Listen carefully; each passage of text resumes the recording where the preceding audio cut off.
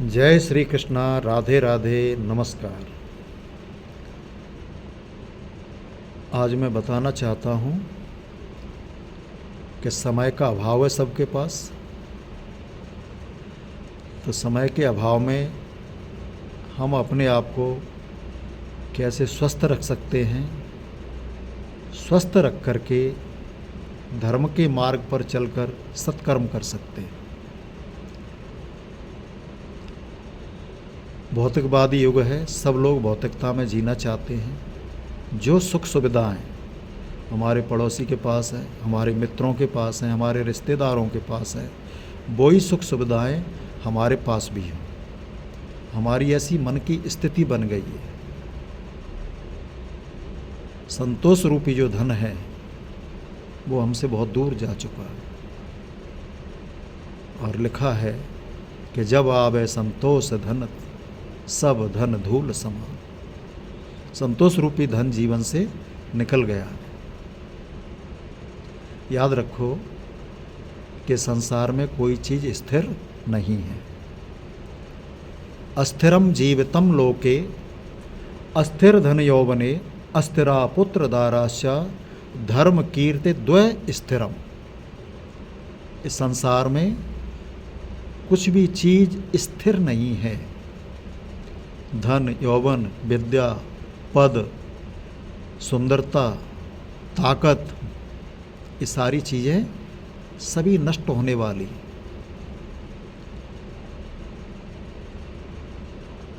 केवल दो चीज़ें स्थिर रहने वाली हैं। और हमारा जो विवेक है, हमारा जो ज्ञान है, उसके ऊपर बहुत कम जाता है। धर्म के प्रति और सत्कर्म के प्रति। धर्म और सत्कर्म दो चीजें जीवन में स्थिर रहती हैं।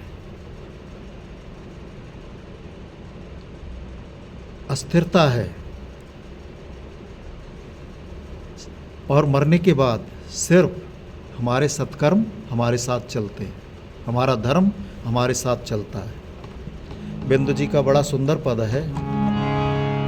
साथी हैं मित्र गंग के द्रग बिंदु पान तक, अर्धांगिनी बढ़ेगी केवल मकान तक। परिवार के सब लोग चलेंगे शमशान तक, बेटा भी हक निभाएगा तो अग्निदान तक। फिर क्या होगा?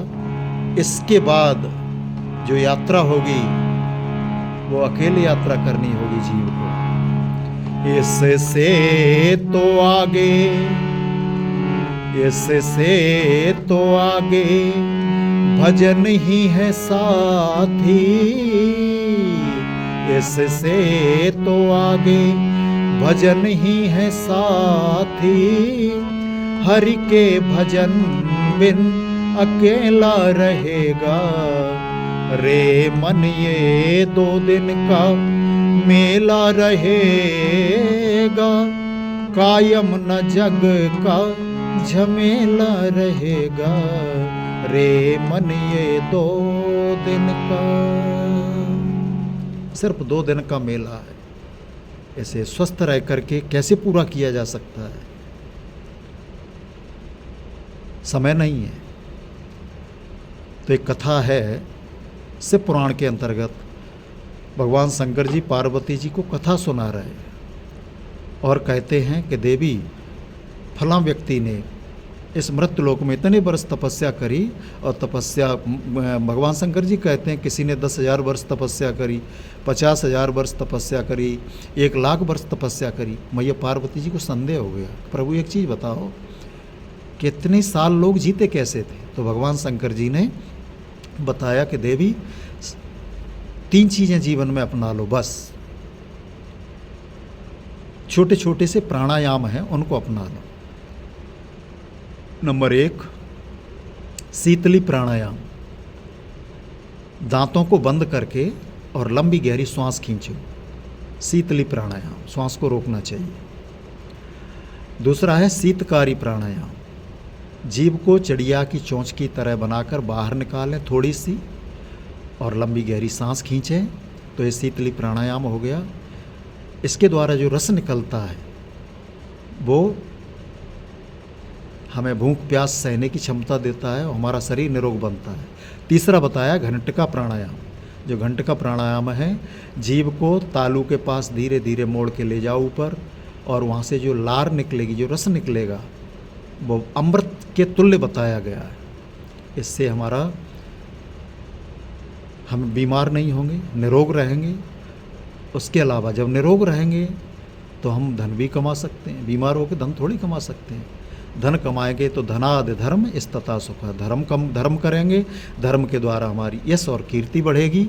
यश कीर्ति जो हमारे अंतिम समय में हमारे साथ हमारे सत्कर्म चलेंगे और हमारी जीवन की यात्रा मंगलमय होगी। जय श्री कृष्णा, राधे राधे।